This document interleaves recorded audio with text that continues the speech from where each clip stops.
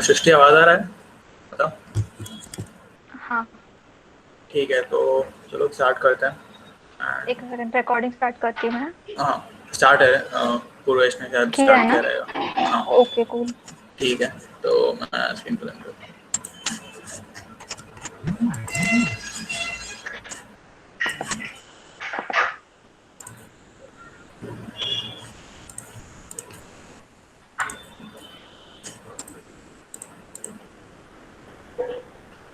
तो good morning everyone, and thank you for joining the workshop. तो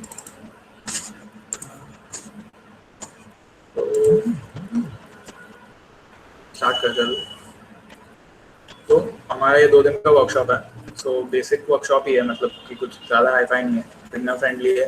सो 2 दिन का टॉपिक्स है, ये 2 दिन हम लोग कवर करने वाले हैं। तो स्टार्ट में हम लोग ब्राउज़र से कवर करेंगे कि ब्राउज़र सर्वर मॉडल क्या होता है। जो टूल मैंने कल लिंक दिया था, I think most of you would have got it. अगर नहीं मिला तो भी बाद में देखते हैं उसको। तो वो टूल को देखेंगे, उसका यूजेज, उसका काम, फंक्शनैलिटीज़ वगैरह।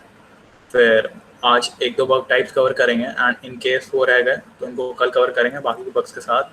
एंड फिर कल हम लोग बग बाउंटी एंड कल लाइव वेबसाइट्स पे बग बाउंटी का भी ट्राई करेंगे, एंड बेसिक बग बाउंटी भी एक्सप्लेन करेंगे, एंड बग बाउंटी रिपोर्ट्स भी। सो ओके, सो चलो स्टार्ट करते हैं। सो सबसे पहले अभी हम लोग देखते हैं कि ब्राउज़र सर्वर मॉडल क्या होता है। तो इसमें हम लोग 4 चीज़ें देखेंगे कि ब्राउज़र का रोल क्या होता है, ब्राउज़र से रिक्वेस्ट जाने के बाद वो एक्ट कैसे करता है, तुम जब एक एड्रेस टाइप करते हो तो वो कैसे वर्क करता है, वो एड्रेस का डीएनएस से क्या लेना देना है, जो हम लोग रिक्वेस्ट भेजते हैं ब्राउज़र में वो ब्राउज़र सर्वर पे जाकर रिस्पॉन्स कैसे फेच करता है, एंड वेरियस एचटीटीपी मेथड्स। सो सबसे पहले देखते हैं एक। तो सबसे पहले जब तुम google.com या कोई भी वेबसाइट का नाम लिखते हो, तो बेसिक वेबसाइट का नाम लिखने के बाद एक डोमेन लुकअप होता है। ये डोमेन लुकअप क्या है, इसके बारे में डिटेल नेक्स्ट स्लाइड में बात करेंगे। बट ऐसा समझो कि डोमेन लुकअप बेसिकली एक एड्रेस है कि तुम्हारा जो डोमेन नेम है, जैसे सपोज google.com या कोई भी वेबसाइट का नाम है, उस वेबसाइट को एक एड्रेस चाहिए कि ठीक है मैंने google.com लिखा, बट इसका इंटरनेट पे एक एड्रेस होना चाहिए जो कि IPv4 या IPv6 बोलते हैं। सो इस एड्रेस से ही इस लोकेशन का आइडेंटिफिकेशन होता है। सो कोई भी वेबसाइट को आइडेंटिफाई करने के लिए एक एड्रेस ज़रूरी होता है। तो डोमेन लुकअप या डीएनएस सिस्टम बेसिकली वही प्रोवाइड करता है। सो सपोज मैंने google.com लिखा, तो मेरा ब्राउज़र मुझे एक एड्रेस प्रोवाइड करेगा through the use of DNS.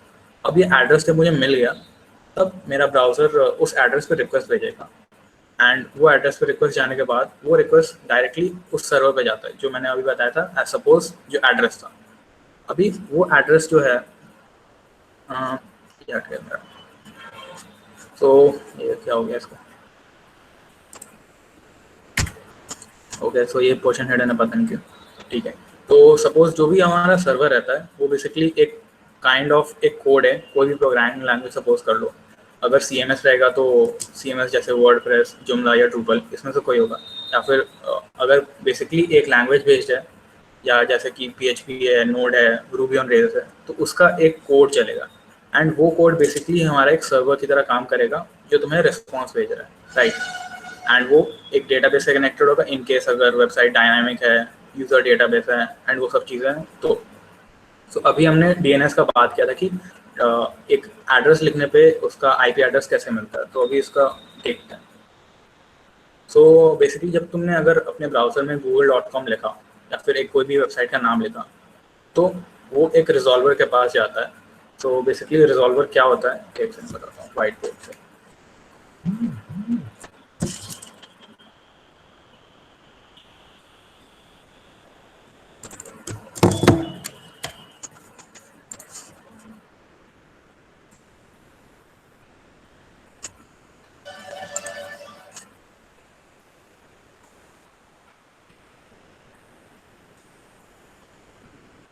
तो सपोज करो ये तुम्हारा ब्राउज़र है, एंड तुमने यहाँ से एक रिक्वेस्ट भेजी।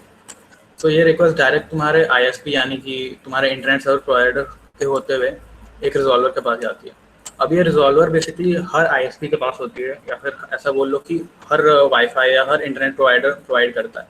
तो इसको इसके पास जो भी तुम्हारा क्वेरी है, जो भी नेम है, उसको फॉरवर्ड करने का एक राउट है बेसिकली बस। तो ये फर्स्ट स्टेप होता है इसमें।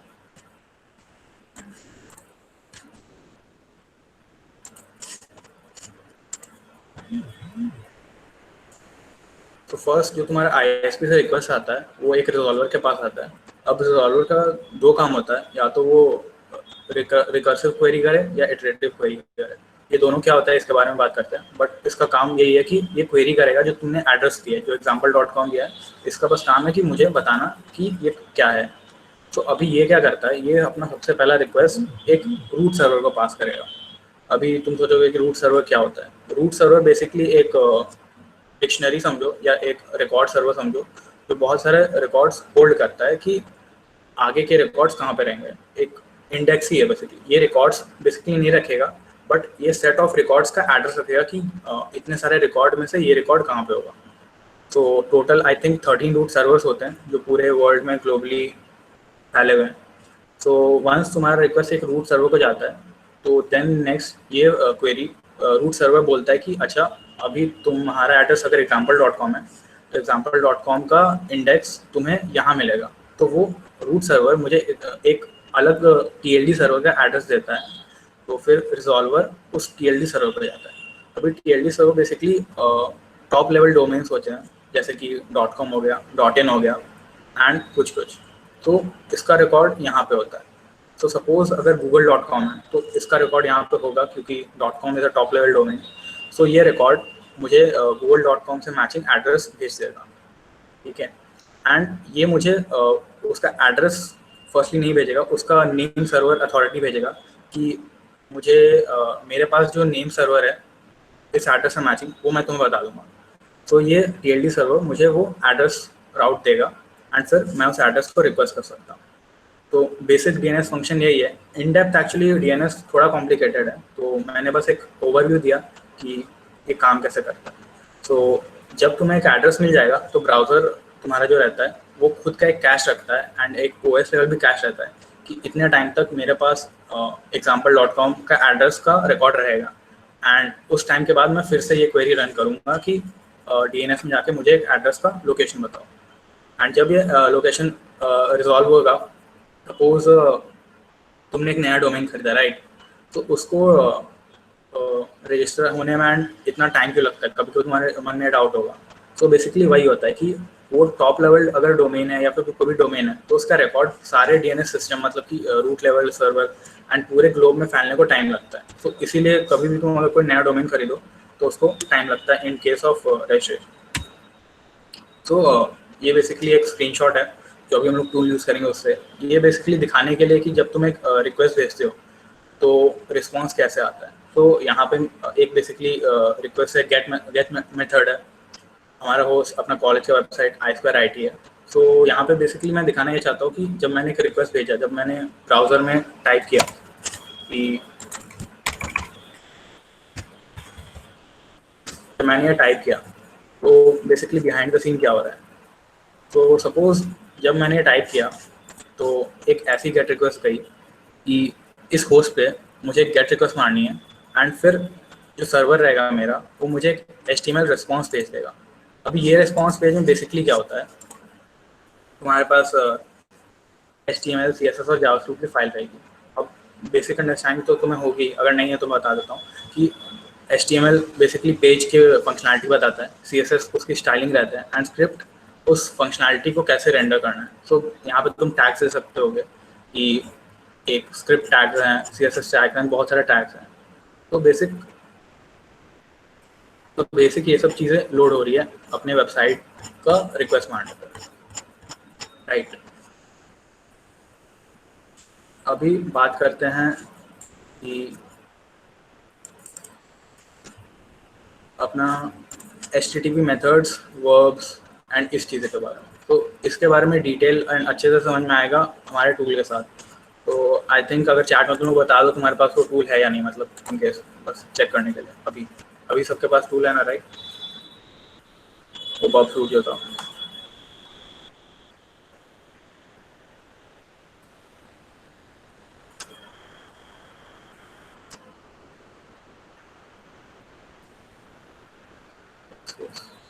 बाकी लोग भी बोलो, सब लोग जिंदा हो ना। अगर किसी के पास नहीं है डिफिकल्टी है तो बता दो चैट में, देखते हैं उसके ऊपर।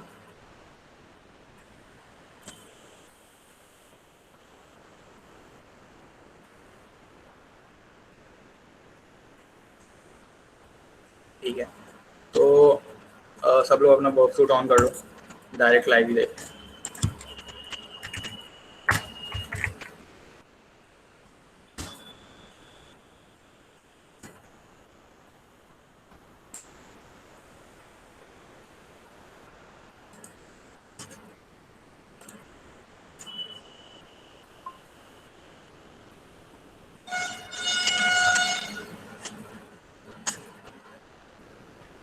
आई थिंक सब लोग इस विंडो पे आ गए हुए एंड स्टार्ट द मॉन्टेज। सो यहाँ पे आने के बाद अभी नेक्स्ट नेक्स्ट करो एंड फिर स्टार्ट वर्क का एक ऑप्शन आएगा एंड फिर से खोलो।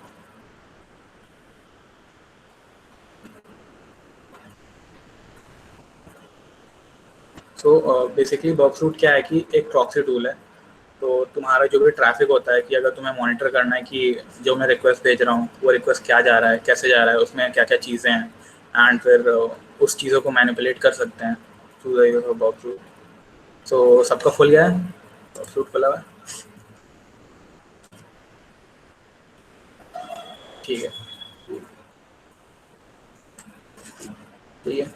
तो अभी हम लोग प्रॉक्सी में जाएंगे एंड यहाँ पे ओपन ब्राउज़र क्लिक करो। ओपन ब्राउज़र क्लिक कर सकते हो, मेरा तो एक्चुअली इंस्टॉल्ड है। तुम लोग ओपन ब्राउज़र क्लिक करोगे तो एक ब्राउज़र जैसा खुलेगा, एंड जिन लोगों का नहीं खुल रहा है पहले वो लोग ये कर सकते हैं कि यहाँ प्रोजेक्ट ऑप्शंस में जाओ, फिर मिसलेनियस में जाना एंड फिर allow the embedded browser to run as sandbox without sandbox, ये ऑप्शन सेलेक्ट कर लें एंड फिर ओपन ब्राउज़र करना तो खुल जाएगा।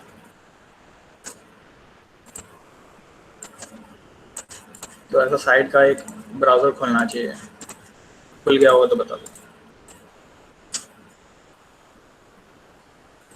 वेट, ठीक है।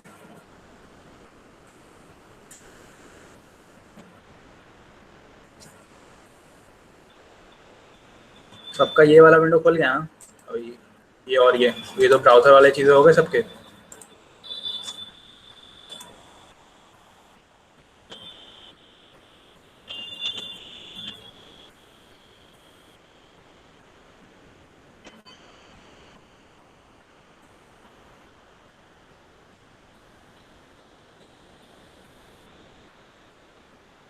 हाँ, डाउट्स पूछ सकते हो, ये वर्कशॉप तुम्हारे लिए ही है। अगर तुम लोग बोलोगे नहीं प्रॉब्लम आ रहा है तो फिर सॉल्व नहीं हो पाएगा। एंड कोई फैकल्टी नहीं है, सिर्फ हम लोग हाँ, हैं। सो भी ओपन प्लीज। हाँ, और रिकॉर्डिंग भी बस ऐसे ही है, किसी को जाने वाला नहीं है।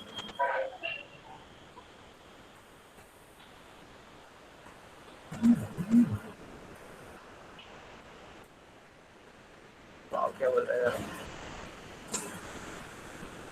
सिद्धांत हो गया ना तेरा? तेरे को देख रहा है ना अपने स्क्रीन में? माइक ऑफ ऑन करके वो बोल। मेरे को दिख रहा है। ठीक है, तो देखो अगर तुम्हारे सामने ऐसा स्क्रीन आ गया, सो अभी बेसिकली इन केस तुम यहाँ पे कोई भी पहले HTTP हिस्ट्री, यहाँ पे जो सेकंड टैब होगा यहाँ पे क्लिक करना, तो तुम्हें बहुत सारी चीज़ें दिख रही होंगी। तो अभी के लिए इसको क्लियर कर दो, राइट क्लिक करना एंड क्लियर हिस्ट्री एक ऑप्शन रहेगा, उस पर क्लिक कर देना।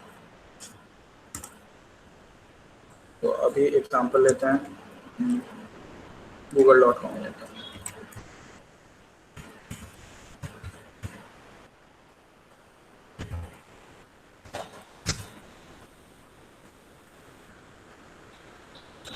तो अभी तुम वंडर करोगे कि ये साइड में ये सब क्या आ रहा है। सो दिस इज बेसिकली ये रिक्वेस्ट जो भी जा रहा है उसी का इन्फॉर्मेशन है कि google.com पे ऐसा रिक्वेस्ट डालना था एंड इसका बेसिक डिटेल्स। सो अभी इस रिक्वेस्ट के सारे डिटेल्स देखते हैं। तो इसको राइट क्लिक करना एंड एक सेंड टू रिपीटर ऑप्शन आएगा, तो उस पर क्लिक करना एंड तुम्हें यहाँ एक रिपीटर टैब रेड रेड दिख रहा होगा अभी, तो उस पर नेक्स्ट क्लिक करना एंड इसको इधर लेकर सबका इतना स्टेप हुआ?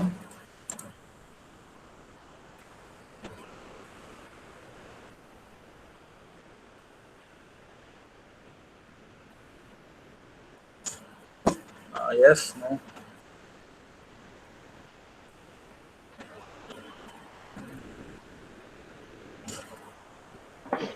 गाइस हुआ है या नहीं? इफ कुछ नहीं समझ रहा है तो बताओ, वील रिपीट इट।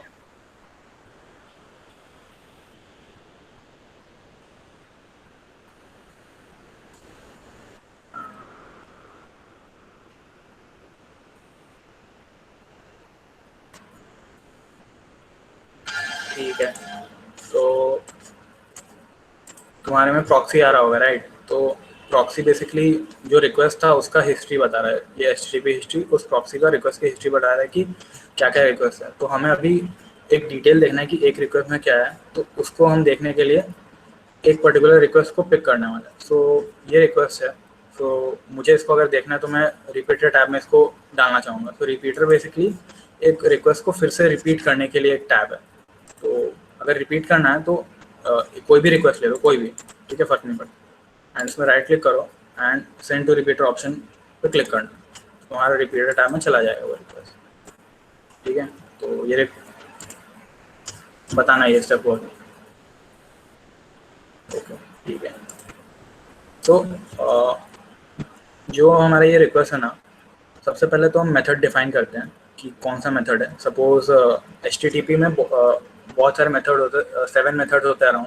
तो उसमें से पॉपुलर है get, post, put, patch, delete, ये सब पॉपुलर मेथड्स हैं। तो get request basically information retrieve के लिए होता है कि ये URL पे जो भी डिटेल है वो चाहिए अगर मुझे, तो मैं गेट रिक्वेस्ट मांगूंगा कि सिर्फ इंफॉर्मेशन जो है वो रिट्रीव करनी। ठीक है। नेक्स्ट एक होस्ट है। होस्ट बेसिकली एड्रेस डेफिनेशन है कि इस एड्रेस पे जाना चाहिए मेरा कनेक्शन वगैरह। ये HTTP हेडर्स है, इसके बारे में बाद में डिस्कस करते हैं डिटेल में। एक यूज़र एजेंट दिख रहा हो तुम्हें, ये काइंड ऑफ एक इम्पॉर्टेंट फील्ड है। इसी से तुम्हारा जो ब्राउज़र है या फिर तुम्हारा अगर फ़ोन है उसका डेफिनेशन क्लियर होता है। सर्वर को पता चलता है कि कौन सा पर्टिकुलर ब्राउज़र या कौन सी चीज़ मुझे रिक्वेस्ट भेजी है। तो फॉर एग्जांपल अगर एक एक्सटेंशन है,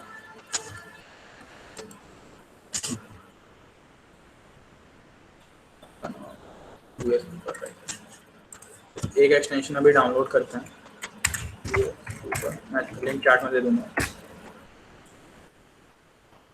तो बेसिकली ये यूज़र एजेंट फीचर है इसका। इससे सपोज अगर तुम्हें फ़ोन से देखना है कि तुम्हारी वेबसाइट कैसे दिख रही है, आईफोन से देखना है, तो उसके लिए बेसिक बेसिक अलग चीज़ें रहती है। तो उसका लिंक मैं दे देता हूँ।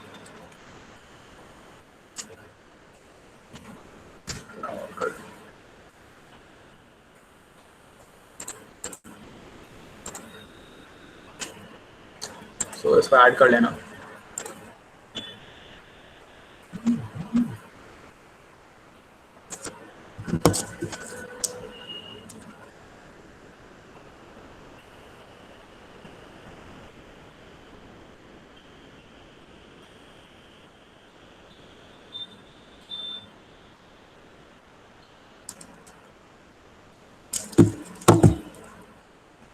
तो जब तुम लोग ऐड कर लोगे तो तुम्हें यहाँ पे दिख रहा होगा, इसको पिन करो एक बार। एंड पिन अगर हो गया हो या फिर काम कर रहा है तो बताओ चैट।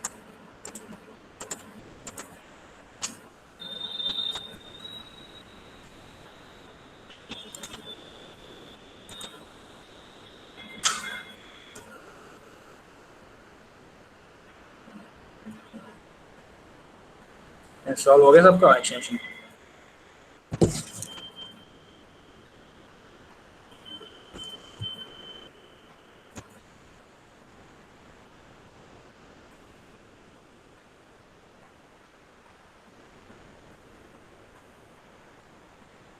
बाकी किसी को कोई डाउट है या फिर स्लो जा रहा है, फास्ट जा रहा है, कैसा, कोई किसी को कुछ बोलना है तो माइक अनम्यूट कर सकता है। ठीक है, हो गया, ओके।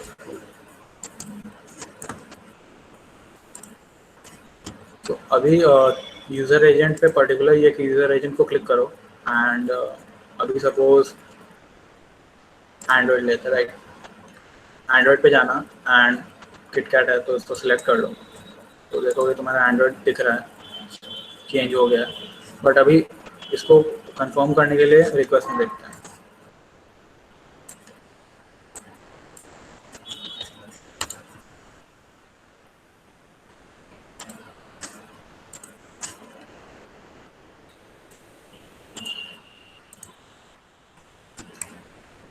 दूसरे वालों को भेजते हैं।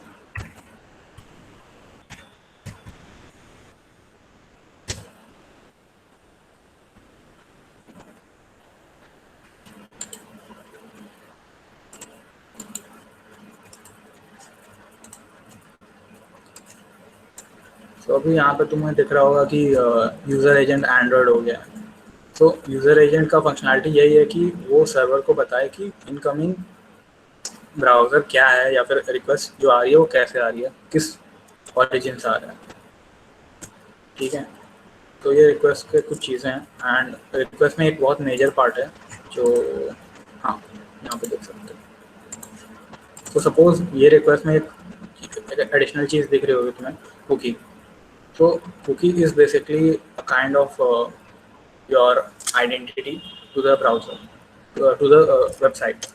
So इसमें ज़रूरी नहीं कि हर बार तुम्हारा ऑथेंटिकेशन या लॉगिन क्रेडेंशियल्स ही हो, क्योंकि इसमें तुम देख सकते हो यहाँ पे लॉग्ड इन नहीं है जो google.com है फिलहाल।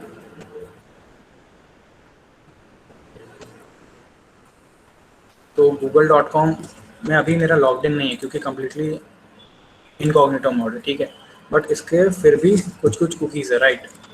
तो ये cookies may be for analytics हो सकते हैं, फॉर सर्वर इंफॉर्मेशन, सर्वर अगर कुछ इंफॉर्मेशन रखना चाहता है तो उसके लिए। सो हर तुम्हारा जो रिक्वेस्ट होता है ना, उसके साथ कुकीज़ जाती है। सो एज अ आइडेंटिटी कि लास्ट टाइम क्या था। सो फॉर एग्जांपल अगर तुम लॉग्ड इन हो, तो लॉग्ड इन यूज़र अगर सर्वर पे एक रिक्वेस्ट भेजेगा तो उसकी एज अ आइडेंटिटी एक रिक्वेस्ट में कुकी होनी ज़रूरी है, वरना उसको पता ही नहीं चलेगा सर्वर को कि ये जो इंसान था इसने जो रिक्वेस्ट मारी वो क्या था, राइट। ठीक है, तो बेसिक अंडरस्टैंडिंग था अभी वर्कसूट का। एंड अभी वर्कसूट को और डिटेल में देखते हैं, बट उससे पहले तुम लोग बताओ कि कैसा जा रहा है कुकीज़ का। ओके राइट, तो कुकीज़ अभी जैसे बताया था मैंने कि कुकीज़ आइडेंटिटी होती है रिक्वेस्ट की, ज़रूरी नहीं क्योंकि एक मतलब तुम्हारा यूआरएल में तुम्हारा एज अ लॉगिन क्रेडेंशियल्स ही कैरी करे। फॉर एग्जांपल एक रिक्वेस्ट ही देख लेते हैं। तो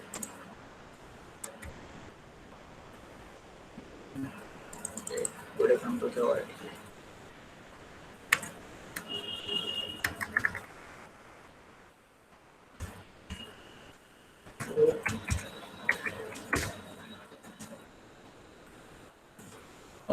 this is just for explanation.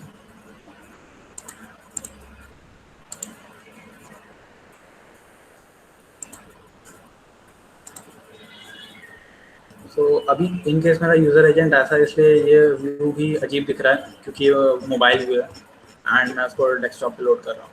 तो इसको वापस स्विच करते हैं।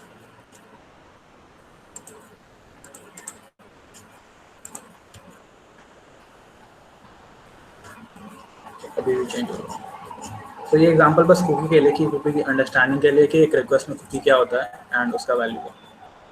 तो अभी अगर मैं देखूँ तो तुम देख सकते हो इतने सारे वैल्यूज है, राइट। तो यहाँ पे सपोज अभी मैंने लॉगिन भी नहीं किया है, इतनी सारी चीज़ें दिख रही है, कुकी CSRF वगैरह वगैरह क्या है। तो एक को एक्सप्लेन करता हूँ। PHP सेशन ID सपोज यहाँ पे तुम्हें एक कुकी दिख रहा है, ठीक है राइट, एंड इसका कुछ रैंडम वैल्यू है।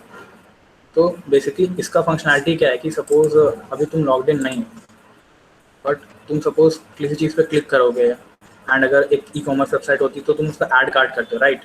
बट इन केस अगर तुमने लॉगिन भी कर लिया तो वो सेम चीज़ तुम्हारे कार्ट में रिफ्लेक्ट हो जाती है।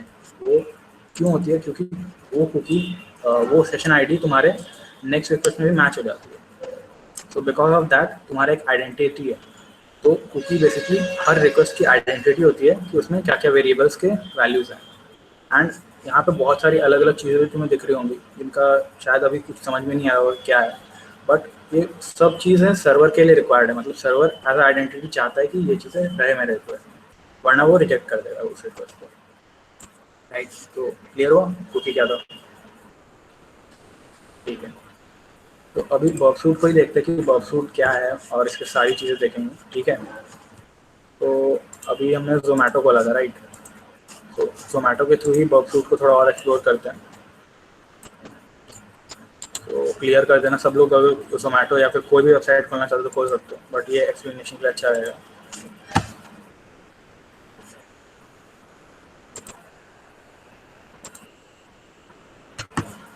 तो फॉर एग्जांपल मैं अभी लॉगिन करने वाला हूँ एंड तुम एक देख सकते हो कि एक रिक्वेस्ट दिखी होगी, ये jumbo.zomato.com। ये बेसिकली जोमेटो का एक सब डोमेन है जो एनालिटिक्स के लिए यूज़ हो रहा है। तो यहाँ पे इसमें कुछ इन्फॉर्मेशन ली है मेरी इस रिक्वेस्ट में कि क्या क्या कहाँ पे है, क्या मारा है मैंने, राइट। सो लेट्स लॉग इन।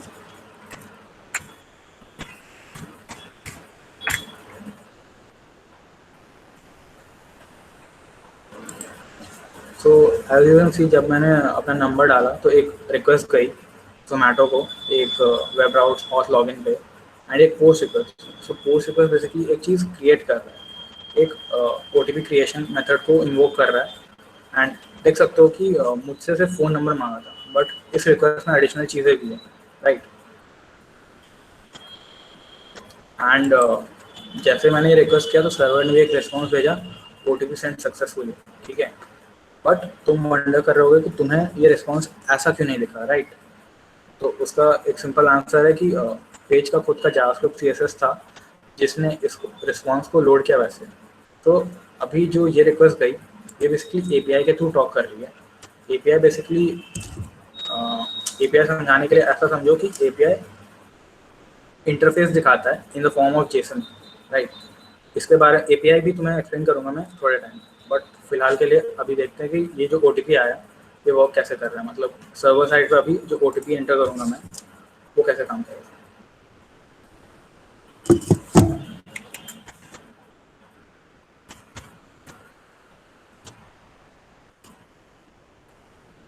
तो हम देख सकते हो कि जब मैंने OTP एंटर किया तो कुछ चीज़ हुआ, राइट।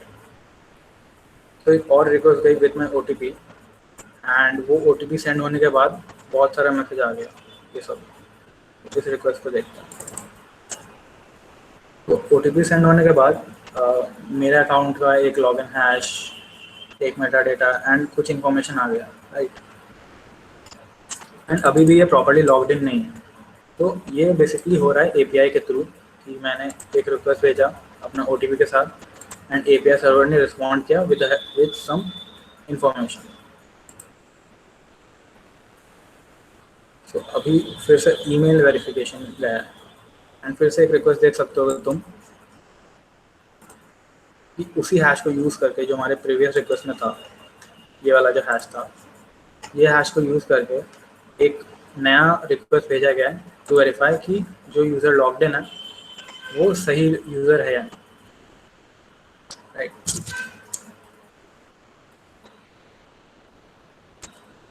एंड टिल नाउ मैं बताना चाहूँगा कि अभी तक हम लोग जोमेटो के अंदर लॉग्ड इन नहीं है, सिर्फ जोमेटो के रिक्वेस्ट OTP वेरिफिकेशन स्टेज पे है अभी।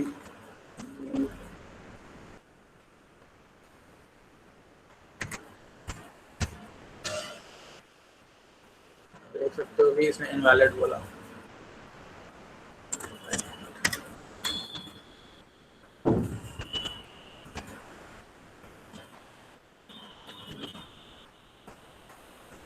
तो एज सुन एज मैंने लॉगिन किया तो इतने सारे रिक्वेस्ट आ गए एंड लॉगिन होने के बाद तुम वंडर कर रहे होगे क्या होता है एग्जैक्टली जब लॉगिन रिक्वेस्ट जाती है, पासवर्ड वेरीफाई जाता है, तब क्या होता है।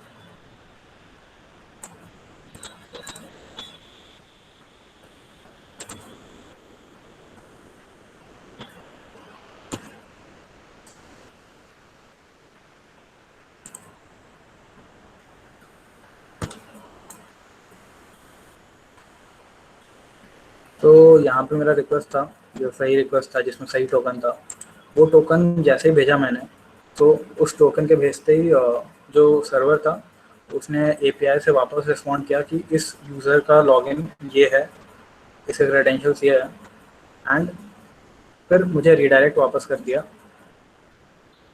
जोमेटो के पेज पे, मेन पेज पे। इतनी सारी चीज़ें। तो फॉर एग्जांपल अभी अगर मैं प्रोफाइल पे जाऊँ एंड एक चीज़ एडिट कर रहा हूँ,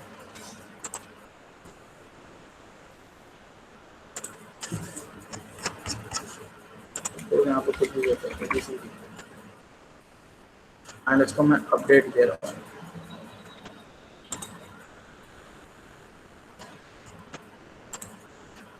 तो तुम देखोगे कि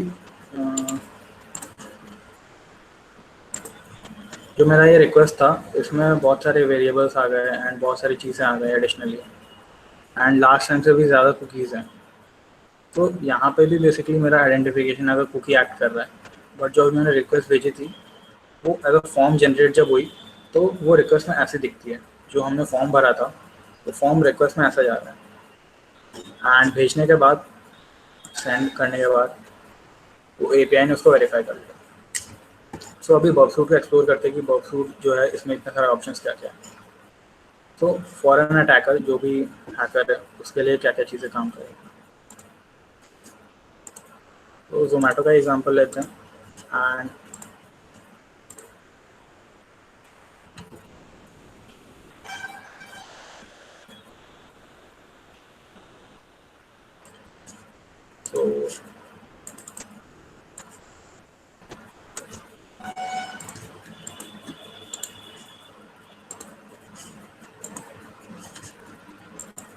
तो अभी हम लोग एक टैब देखेंगे जिसको इंट्रूडर टैब बोलते हैं, एंड इसके यूजेज देखने के लिए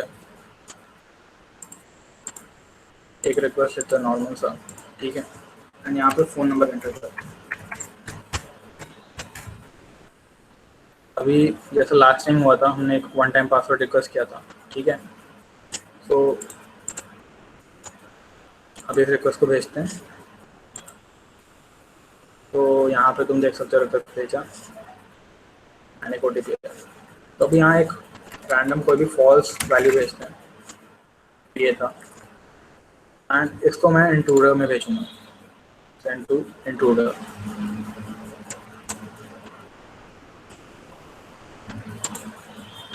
तो अभी इंट्रूडर में तुम्हें ये टैब दिख रहा होगा पूरा इतना बड़ा, 4 टैब है, एक target, position, payload and option. तो टारगेट बेसिकली होस्ट एंड उसका पोर्ट डिफाइन करेगा कि क्या एड्रेस है। अब पोजीशन पे क्लिक करना तो तुम्हें अपनी रिक्वेस्ट दिख रही होगी। तो पोजीशन बेसिकली सिलेक्शन है कि मेरा जो रिक्वेस्ट है उसमें मैं किस वैल्यू पे पेलोड्स भेजूँगा, राइट। तो पहले क्लियर करना है, ठीक है। क्लियर करने के बाद फ़ोन नंबर भेजूँगा कुछ भी, इसको ऐड करेंगे। ऐड करने से क्या होता है कि वो पोजीशन लॉक हो जाता है। तो अब मैं इस चीज़ पे अटैक करने वाला हूँ, इस पोजीशन पे। तो अभी पेलोड सेक्शन पे आता है। तो पेलोड सेक्शन पे बेसिकली मैं जो अपना पोजीशन है उस पोजीशन को कैसे अटैक करूँगा वो डिफाइन करेंगे, ठीक है। तो अभी पेलोड पोजीशन पे बहुत सारे ऑप्शन होंगे तुम्हारे पास कि पेलोड का टाइप क्या होगा। क्या तुम्हारे पास एक लिस्ट होगी, एक फाइल होगा, एक कैरेक्टर डालोगे, एंड बहुत सारे ऑप्शंस हैं। तो हमारा जो था पोजीशन वो एक न्यूमेरिकल पोजीशन है, तो मैं उसके लिए डिफाइन करूँगा कुछ वैल्यूज़। तो मैं from and two values define करूँगा अभी।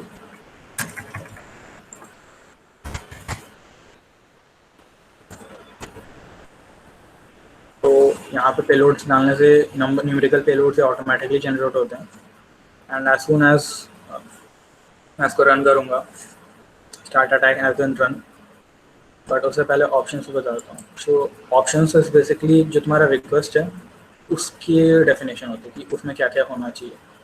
तो यहाँ पे तुम देख सकते हो headers, engine, attack, match replace है, एक्सट्रैक्ट है। तो ये सब थोड़ी एडवांस चीज़ है जो नहीं डिस्कस करेंगे, बट रिक्वेस्ट इंजन डिफाइन कर देता हूँ। सो रिक्वेस्ट इंजन यहाँ पे नंबर ऑफ थ्रेड्स है। थ्रेड्स का मतलब होता है कि नंबर ऑफ रिक्वेस्ट पर सेकेंड या पर मिली सेकेंड। सो यहाँ पे ऑलरेडी डिफाइंड है नंबर ऑफ थ्रेड्स 5, मतलब 5 रिक्वेस्ट। और यहाँ पे पहले डिफाइंड है I believe 2000 request, sorry 5 request पर सेकेंड अभी डिफाइंड है। सो फॉर एग्जांपल मैं इसको 15 कर देता हूँ, राइट। एंड अभी अटैक करके देखते हैं, मतलब रिक्वेस्ट भेज के देखते हैं।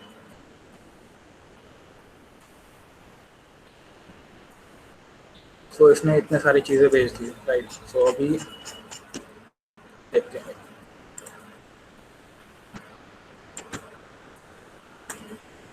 तुम देख सकते हो जो हमारा वैल्यू था, हर वैल्यू जो भी है यहाँ पे 1 2 3 जितने वैल्यूज़ हैं वो हर रिक्वेस्ट में अलग अलग वैल्यूज़ को भेज रहा है। तो ये वैल्यूज़ ऑटोमेटिकली जनरेटेड है एंड ये through the use of tool हो रहा है ऑटोमेटिकली। तो इसका तुम पूछोगे कि यूजेज कहाँ होता है, राइट। तो इसका एक बेसिक यूजेज यहाँ पे भी हम देख लेते हैं कि सपोज ये जो OTP था, राइट, ये 6 डिजिट का है। तो व्हाट इफ मैं इसको गेस कर पाऊँ, मतलब मैनुअली तो मैं एक एक गेस नहीं कर सकता ना, but through the use of this tool मैं तो गेस कर ही सकता हूँ कि क्या हो सकता है क्या नहीं हो सकता है। तो for that by the way अभी तक किसी को कोई डाउट या कुछ है या किसी को कुछ पूछना है?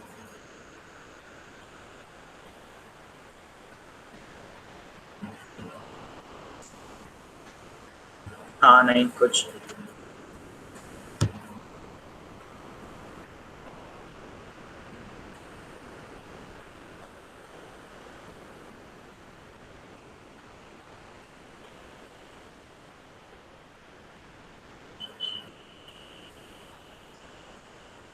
Are you doing brute force attack using box suite? हाँ बॉक्स सूट से ही कर रहा है। तो ठीक है।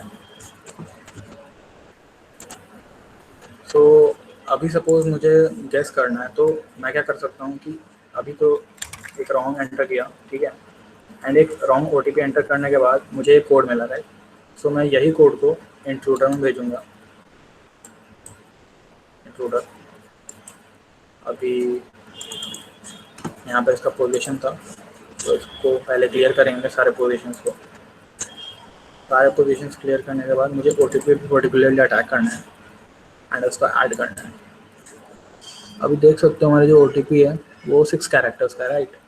तो हमारे पेलोड भी 6 कैरेक्टर्स के सारे जनरेट करने पड़ेंगे। तो पेलोड्स ऑप्शन में आने के बाद नंबर सेलेक्ट करेंगे एंड 6 डिजिट रेंज करेगा। फॉर एग्जांपल मैं अभी 100 रिक्वेस्ट लेने के लिए कम ले रहा हूँ।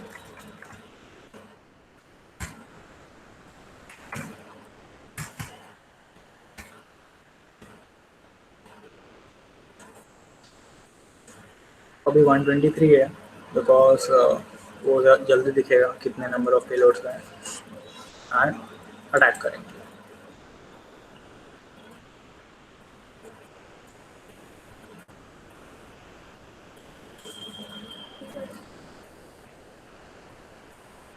तो तुम देख सकते हो यहाँ पे हर रिक्वेस्ट हमारा OTP कैरी कर रहा होगा कि हमने ये OTP ये कोड दिया, राइट। सो इसका मोटिव ये था कि इन केस अगर OTP सक्सेसफुल होता तो हमें लॉगिन बाईपास हो जाता या फिर ऐसा बोलो कि अकाउंट में एंटर हो जाता। बट यहाँ पे जोमेटो की तरफ से भी एक चीज़ तुम्हें दिखेगी कि इन केस अगर मैं अभी इसको सपोज 999 कर दूँ, ठीक है, तो इतने रैंडम ट्राइस करने पड़ेंगे मुझे एक पेलोड को गेस करने के लिए। बट कोई भी सिक्योर्ड वेबसाइट इतने पेलोड्स अलाउ ही नहीं करेगी। सो फॉर एग्जांपल मैं बताता हूँ कि अगर मैं इतने पेलोड ट्राई करूँ तो क्या होगा, तो रिक्वेस्ट ही ब्लॉक हो जानी चाहिए।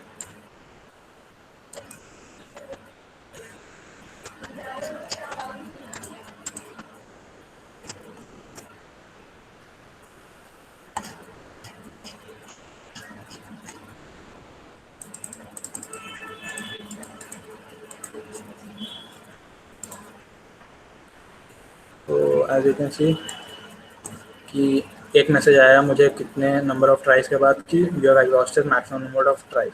तो बेसिकली ये काइंड ऑफ प्रोटेक्शन है कि 3 या 4 रिक्वेस्ट से ज़्यादा अगर कोई OTP भेजेगा तो रिक्वेस्ट ही डायरेक्ट ब्लॉक हो जाएगी। तो ये काइंड ऑफ प्रोटेक्शन है इस चीज़ के लिए।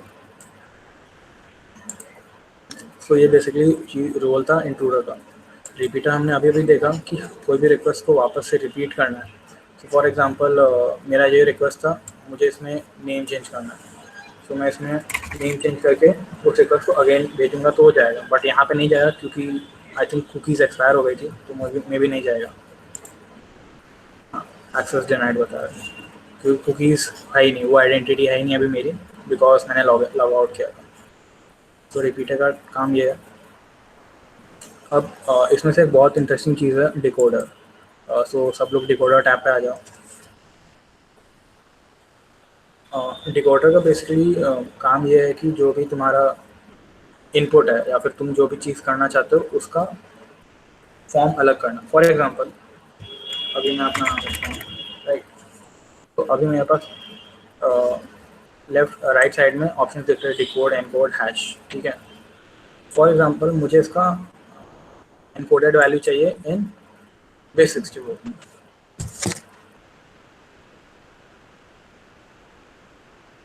तो मैं base64 सिलेक्ट करूँगा एंड ये वैल्यू ऑटोमेटिकली base64 में आ जाएगी।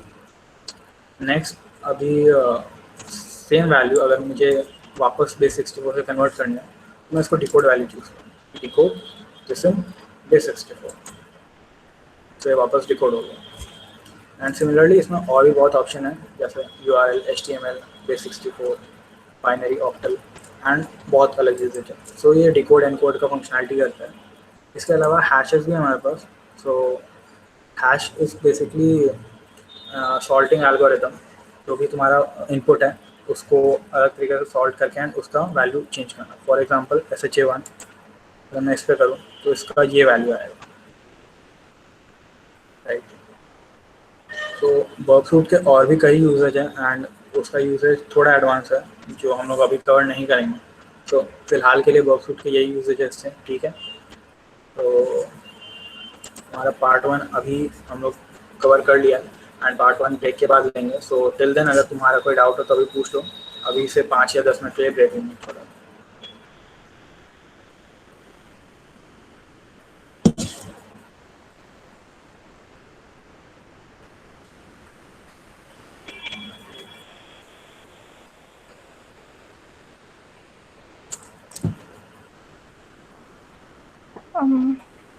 गाइस चैट बॉक्स में मैंने अटेंडेंस फॉर्म का लिंक डाला है, वो फॉर्म फिल कर दो सब लोग